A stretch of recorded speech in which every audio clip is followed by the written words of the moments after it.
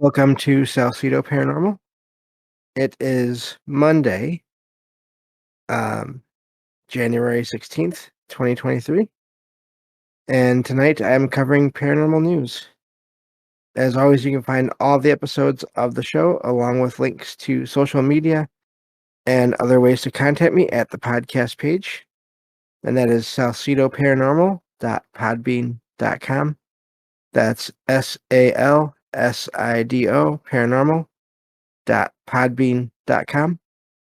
Always happy to hear from you all, whether you have comments or questions or topic suggestions or stories of paranormal experiences, whether they're your own or from others that you trust. Happy to either read those or have you join me on the show to talk about them. And thank you all for listening to the show, whether you're here for the live stream. I see you all there. Thank you for being here. Or if you listen to the podcast or YouTube feeds. And I have already put all the stories, the links to the stories I'm going to mention tonight into the chat.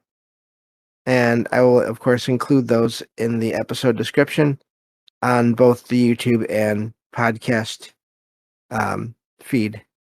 So that way you all can check them out, because I always just summarize the articles, especially some that really, I talk more about the concept than the actual article, because there's not always a lot there. Yeah, so that's the plan for today. I've already gone over the plans for the week in yesterday's episode, so I think I'll just skip that. And I'll just get right on to the articles here. These are all more in the ghost/haunting category here. Largely because anything to do with UFOs right now is mostly focused on the most recent report from the government, and I don't have as much interest in following that whole thing, that whole line of discussion. So, but yeah, so let's see here. I'll get to this first one. Now, this is amazing to me. This is this the title. This one is from, let's see here, history.co.uk. And the title of this one is 6 Famous Ghosts from the Ancient World. And I won't go into each one of these. I'll just go through one or maybe two. But I love this because it's summarizing or talking about reports, basically people writing in the past, obviously way back before any kind of radio or TV, about reports of paranormal activity in locations near them. So this first one is the haunted house of Athens, and now this is according to Pliny the Younger, if I'm not sure I'm saying that right, who I've heard the name in relation to other things. Basically just a well-known writer, and that's not uncommon back then. There was a lot more writing going on because that was how you recorded things. That was like the only way, other than just word of mouth, and then of course singing or a song. But this is a story apparently of a spirit that was in a house, and it was a let's see here. This house was haunted by the sound of clinking chains at night. Now that's something I wonder if that is where that whole stereotype came from, of ghosts clanking chains, getting around, moving them around, even having them to begin with, is if it came from here. But the people inside could hear the sounds of chains getting louder and louder, as though whoever was wearing them. Logan is trying to get my attention again. I think it's the new microphone. I think she's still getting used to it, or wondering what it is. I don't know. But so this apparition turned out to be of an older man who eventually he forced one set of owners to leave, to sell the place, until a philosopher named, and I'm probably going to mess this up as well, Athenodorus bought the house at a reduced price. So even back then, when a place is said to be haunted, the price of the location may go down. That's ironic in a way.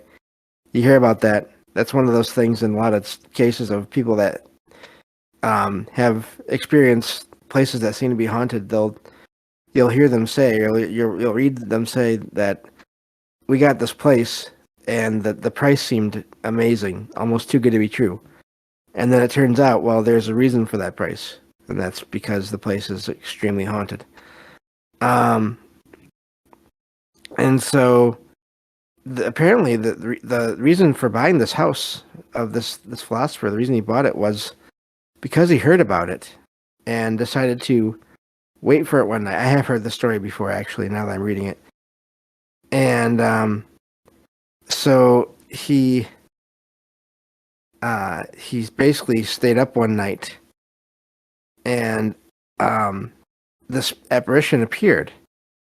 And instead of being frightened and leaving, this philosopher followed the apparition out. Apparently, it was trying to lead him somewhere, and led him outside. And then this apparition vanished.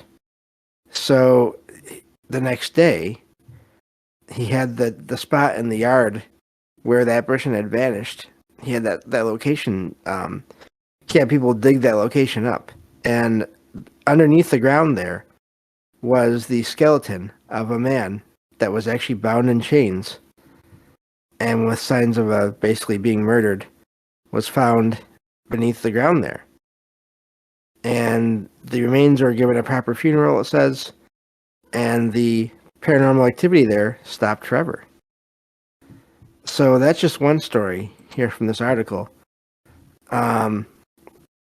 That is an amazing story. And I wonder, again, that's another one of those things you hear about. A common reason for paranormal activity or hauntings in places is that the person has some unfinished business, whether it's with their life or if they were not their wishes in terms of their burial were not met, or if they were just buried just without any kind of ritual or ceremony, or if their grave was disturbed in any way, then they would reappear.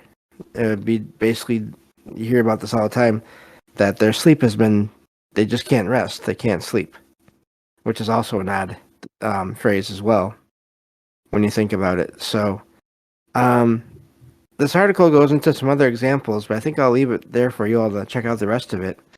Let's see here, unless there's something else that really sticks out that I want to get into. Let's see here. Let's see here. Yeah, no, I think I'll leave that rest of that for you all to check out on your own, and I definitely recommend it. There's stories of haunted battlefields, haunted just buildings in general, poltergeists, all those kinds of things. So, really a neat article here that I found earlier tonight. So, look at that, and I probably will as well. I'll read the rest of it when I can and go from there. It does seem like the further back you go, that some of these stories may be the origins of certain things you hear about in fiction and nonfiction, being the causes or the characteristics of some paranormal activity. So, so that's the first article I wanted to share tonight. And I just love that idea of reports of paranormal activity going back to ancient times. So, but anyway, let's see here. Let me go on to the next article. All right. And again, thank you all for being here. Let me see here. This next article is from Gazette and Herald.co.uk. Title of this one is Wiltshire Pub labeled one of the most haunted in the UK. Now, this kind of claim is always amazing to me because there's so many places like this. There's so many pubs, as in like bars and restaurants, that are said to have paranormal activity. Um, but this place was apparently, let's see here. I'm looking at this. It talks about some of the investigators. So apparently, over time, the owners and regulars have reported a lot of different things going on there, including the sound of children and an unexpected scent of perfume and sightings of a mysterious figure. It says. So let's see here. The children thing is always amazing. I always hope that it's just because maybe um, there were kids there at some other point in time, and either it's a time slip kind of deal, or they just really like the place, and that's their version of a happy afterlife kind of deal. I don't know, but so yeah, there's reports there of seeing shape of a apparition of a man as well. There's been orbs reported there. Even let me see here, and these orbs would apparently change shape as well. So let's see here. So orbs, and so yeah, it's there's different apparently different beings there, including one that is not quite so nice that told this investigator to get out. Could be that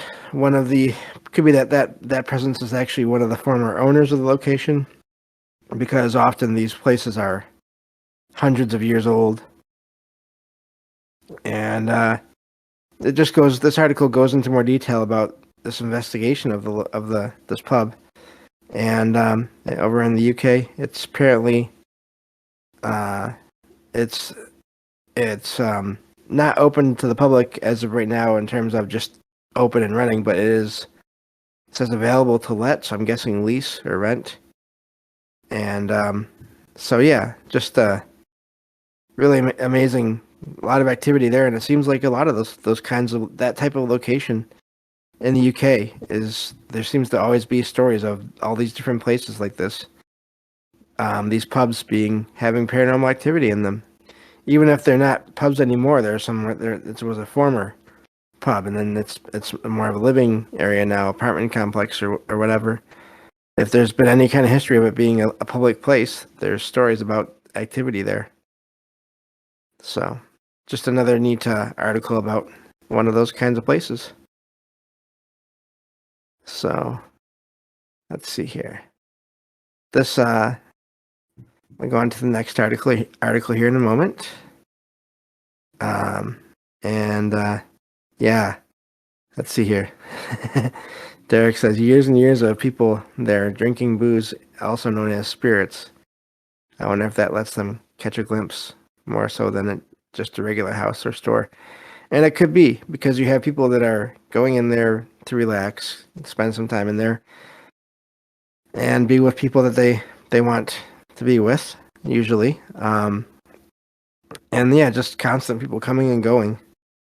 And yeah, it wouldn't surprise me. Like I said, it just seems like that's a common kind of, one of those common types of places that always has activity. So, and we'll see that again in one other article I have for tonight. And then also so yeah, I'll leave it there because I don't want to, that's not the article I'm on now. This next one is from, let's see here, KIDOtalkradio.com. And the title of this one, let's see here, this one does not support the immersive reader mode, unfortunately. But let's see here, let me find the title of the article. Okay, here we go. This one says, footage captures ghost in popular downtown Boise, Idaho, so that's Idaho, bar, I'm guessing here. So I totally missed that. This is another bar, but in the U.S. And you hear plenty of those that seem to have activity as well.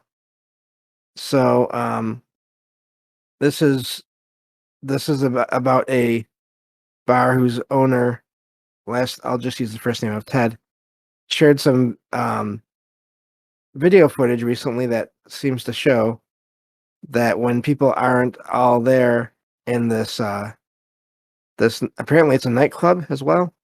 It's called Strange Love in downtown Boise. There are things going on there even when there's no one there. Um, and apparently it's just a let's see here. Okay, here we go. So this is a active location. When it's open, it's really active. Plenty of people here. Um, and so there's only 2 nights of the week it says where they're like that. The rest of the week they it's not like it's not as nearly as packed. And there's apparently sounds.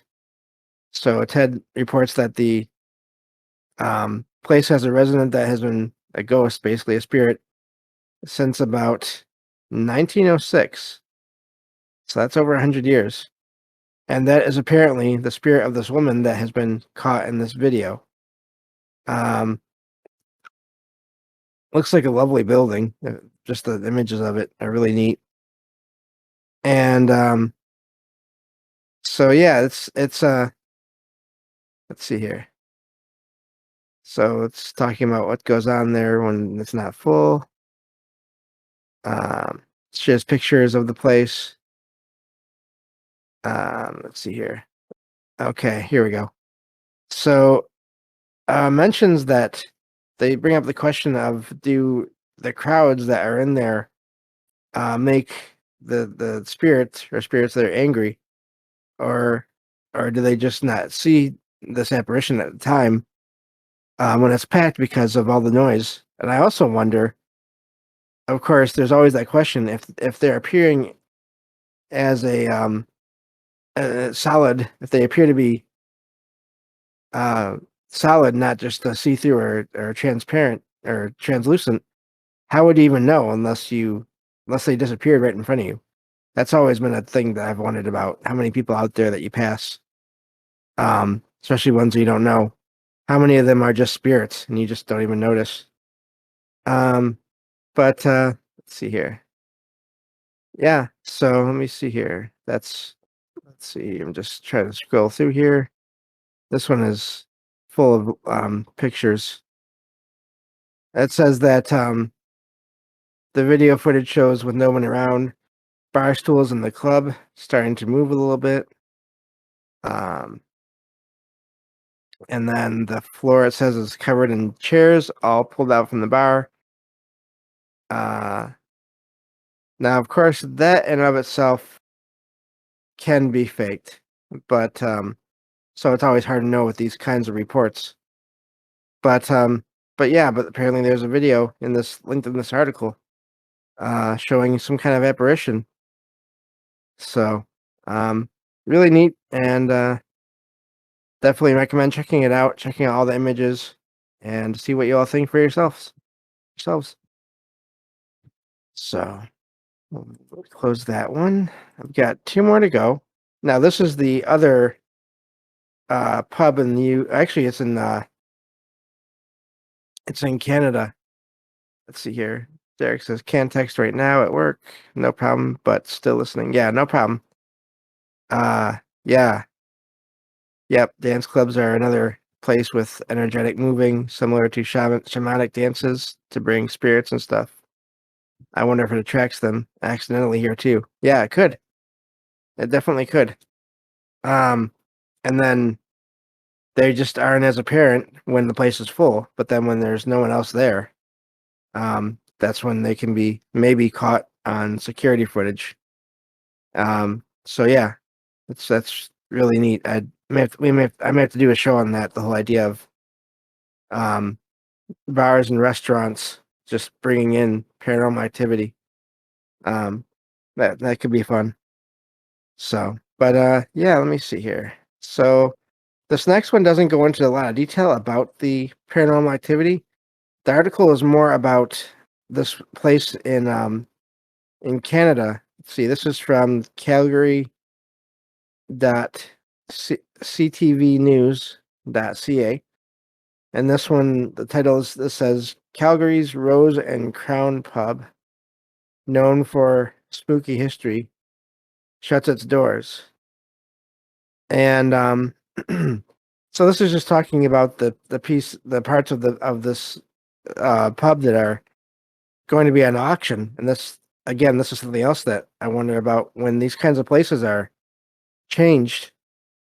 And there's objects. How much of the activity in these places is attached to objects? And then when those objects leave the place, that's a whole other topic, whole other show of energy and or consciousness being attached to objects. So I'd be curious to see what happens with that, if possible, which would be really hard. But and then also, if it's not, then what happens to all the energy there if the place doesn't turn back into a pub or a bar? So funny how there's 3 articles about similar kinds of places tonight. I didn't even realize that as I was looking through everything.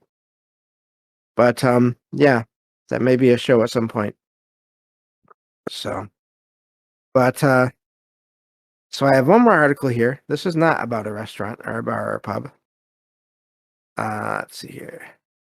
But this one is about an old case, basically. This is from Grand Forks Herald.com. And this let's see here. This article, the title is Why Suspected Paranormal Activity at a World War II era North Dakota one-room school reached the FBI. So officials, it says, called it the most baffling and mysterious fire case, or one of the most, I'm sorry. I'm guessing that's what it means. One of the most mysterious and baffling fire cases in the state's history. And so this is about basically just what the article title says. This schoolroom, it says back in April of 1944. Let's see here.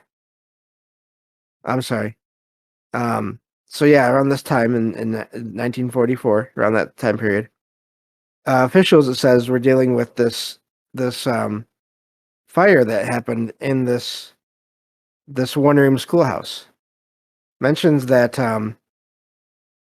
the schoolhouse is in Stark County, and they couldn't figure out apparently what happened, leading them to this possible idea of maybe it wasn't a regular person that caused it. And I always wonder with this with these kinds of stories here, I wonder how many of these are out there where public officials there's something that happens in a place or to a place, and then public officials can't figure out what happened because there is no suspect, there is no obvious evidence of any kind of person going there or coming out of there or leaving any evidence of it all of themselves. I just wonder how many paranormal cases out there are actually the local authorities know about them because they involved in the end some kind of a crime. But of course, then I wonder if it's a lot, then there's a lot of people out there that, for various reasons, they just don't talk about them because there's no evidence, and the only conclusion that people can draw is that there was something weird that happened there. So this is located in Plum Creek. So it's near the small town of Richardson in North Dakota. So let's see here. This was a one-room schoolhouse, so there was only 8 students in there, different ages. And so on March 28th, 1944, let's see here. I missed a part here. So, just okay. So there's this teacher there. Last name is actually Rebel, which is interesting. Um, her, and what she saw apparently in 1944, she said that as she started to give the students there a math test, they saw a pail of lignite coal near the stove begin to stir restlessly without any apparent cause. This is apparently covered by people, newspapers in the area at the time as well. And then it says things started to happen there. Lumps of coal started popping out of the pail. And they started just flying around the room almost, bouncing off the walls. Apparently, one of the pieces of coal actually hit one student in the head. Nothing severe, but just a bump.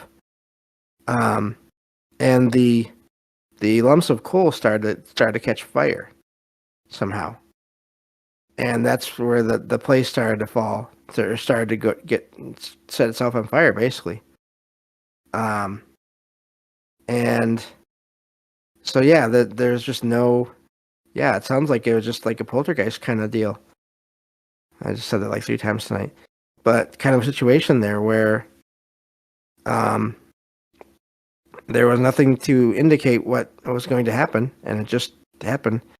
Now that, I wonder, you hear about some poltergeist being caused by the energy from someone, but I wonder, I mean, when you have that many kids, maybe some rare set of circumstances could lead to their collective energy causing something weird like that to happen, maybe? Although it'd have to be pretty rare, because obviously that didn't happen all the time. Maybe some interaction of the kid's energy and then someone or something else that was already there. So, but yeah, so I don't know. Sounds like an odd case there, just where, yeah. And yes, hello, Jay. Yeah, you came in, you seem to have some interesting timing there, Jay, with these shows. I apologize for that. I wish I could help you, but, yeah. Let's see here. Looking at the chat here. Hello, PDG. Yes, I did mention the Calgary. That's I think it's Rose and Crown. Let me check on this. Let me scroll up here. Calgary's Rose and Crown pub, known for a spooky history, shuts its doors. Yes, I did talk about that one. Let's see. Yeah, so. And I really the article didn't have a ton of information regarding the haunting there, but I was just pointing it out because I always wonder what happens to any kind of spirits or energy in the places like that when all the objects are sold off. What happens to the location if it changes to something else? Just brought up some questions, so that's why I shared that article tonight. But let's see here.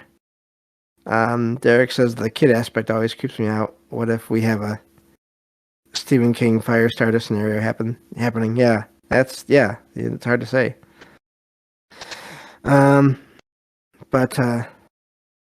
Yeah, so yeah, the articles are all up there for y'all to check out in greater detail, and so yeah, let's see here. I think that's everything. So just this last one I was reading, like I started talking about here, just seemed like an odd case of objects being manipulated and moved and possibly ignited. So, but that's all I have for the stories today.